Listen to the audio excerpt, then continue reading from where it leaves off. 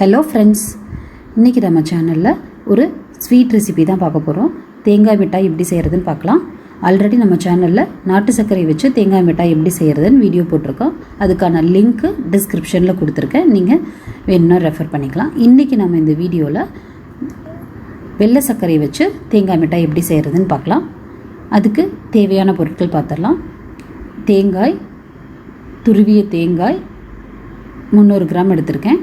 அதுக்கு இனிப்புக்கு சர்க்கரை, வெள்ளை சர்க்கரை அதே அளவு 300 கிராம் எடுத்திருக்கேன். வாசத்துக்கு ஏலக்காய் 3 அல்லது 4 ஏலக்காய் நல்லா தட்டி வச்சுக்கலாம். அதுக்கப்புறம் பொட்டுக்கடலை, நெய் 2 டேபிள் ஸ்பூன், பால் ஒரு 100 ml. இவ்வளோதாங்க இதுக்கு தேவையான பொருட்கள். இப்போ நம்ம இந்த டிஷ் எப்படி செய்கிறதுன்னு பார்க்கலாம். இதை செய்கிறதுக்கு நான் அடிகனமான பாத்திரம் எடுத்துக்கலாம். இன்றைக்கி நான் இந்த ப்ரெஷர் பேன் தான் செய்ய போகிறேன். இப்போ இதில் நம்ம எடுத்து வச்சுருக்கிற சர்க்கரையை போட்டுட்டு ஒரு 1/2 டம்ளர் தண்ணி சேர்த்து நல்லா இந்த சர்க்கரை கரையிற வரைக்கும் கிளறி விட்டுக்கலாம். நல்லா சர்க்கரை கரைஞ்ச உடனே நீங்கள் அதை எடுத்து வடிகட்டி எடுத்துக்கோங்க. ஏன்னா வெள்ளை சர்க்கரையில் நமக்கு தூசு ஏதாவது இருந்துச்சு அப்படின்னா நம்ம இதை வடிகட்டிட்டோம் அப்படின்னா தூசு போயிடும். அதுக்கப்புறம் இந்த சர்க்கரை கரைஞ்சி நல்லா கொதிக்கும்போது நம்ம எடுத்து வச்சுருக்க 100 ml பால் இதில் சேர்த்துக்கலாம். இந்த பால் எதுக்கு சேர்க்குறோம் அப்படின்னா இந்த சர்க்கரையில் நமக்கு அந்த கலர் நமக்கு நல்ல அந்த மங்கலான கலர் போய் கலர் நல்லா சின்ன ஒயிட் கலர் வர்றதுக்காக நம்ம இந்த பால் சேர்த்துட்டோம் அப்படின்னா ஸோ அதில் இருக்கிற அழுக்கெல்லாம் நமக்கு மேலே அந்த நுரை மாதிரி உங்களுக்கு வரும். இது நம்ம ஃபில்டர் வடிகட்டி வச்சு நம்ம இந்த நுரையை எடுத்துடலாம். பாருங்கள், இப்போ பாருங்கள், பால் ஊற்றி ஒரு 2 நிமிஷம் ஆனோடனே பார்த்தோன்னா இந்த மாதிரி அதில் இருக்கிற அழுக்கெல்லாம் உங்களுக்கு இந்த மாதிரி மேலே வரும். இதை நம்ம இந்த வடிகட்டி வச்சு அப்படியே நம்ம ஃபில்ட்ரு பண்ணி எடுத்துடலாம். இப்போ பாருங்கள், இந்த பாகில் நமக்கு எந்த தூசு எதுவுமே இருக்காது, நல்லா கிளியராக இருக்கும். இப்போது நம்ம இந்த பதத்துலேயே நம்ம தேங்காயை கொட்டி வேக வெட்டலாம்.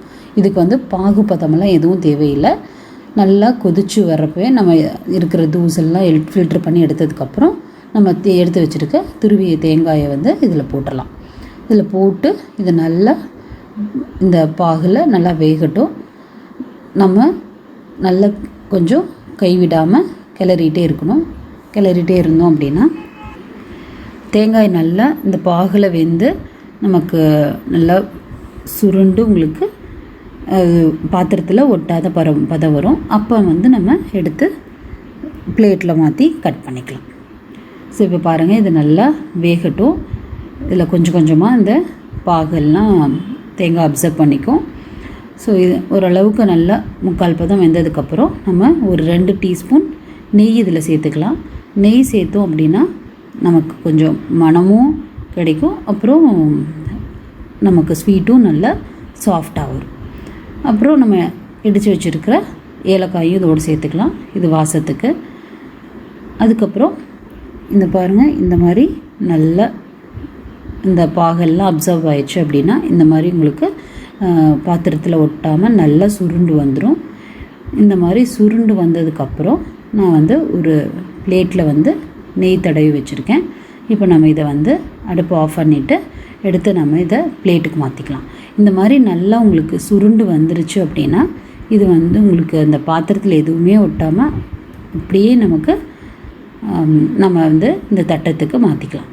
இப்போ பாருங்கள், இந்த பாத்திரத்தில் எதுவுமே ஒட்டலை, அப்படியே நான் எல்லாத்தையும் இந்த தட்டத்துக்கு மாற்றிட்டேன். நம்ம இந்த மாதிரி ஒட்டாத பதம் வந்தோடனே எடுத்துட்டோம் அப்படின்னா இதை நம்ம நல்லா நமக்கு எந்த ஷேப்பில் வேணுமோ அந்த மாதிரி நம்ம நல்லா ப்ரெஸ் பண்ணி விட்டுக்கலாம். இதை எடுத்து கொட்டினதுக்கப்புறம் ஒரு 10 மினிட்ஸ் அப்படியே விட்டுடலாம். அதுக்கப்புறம் ஒரு கத்தியில் நெய் தடவிட்டு இதை நம்ம ஸ்லைஸ் பண்ணி வச்சிடலாம்.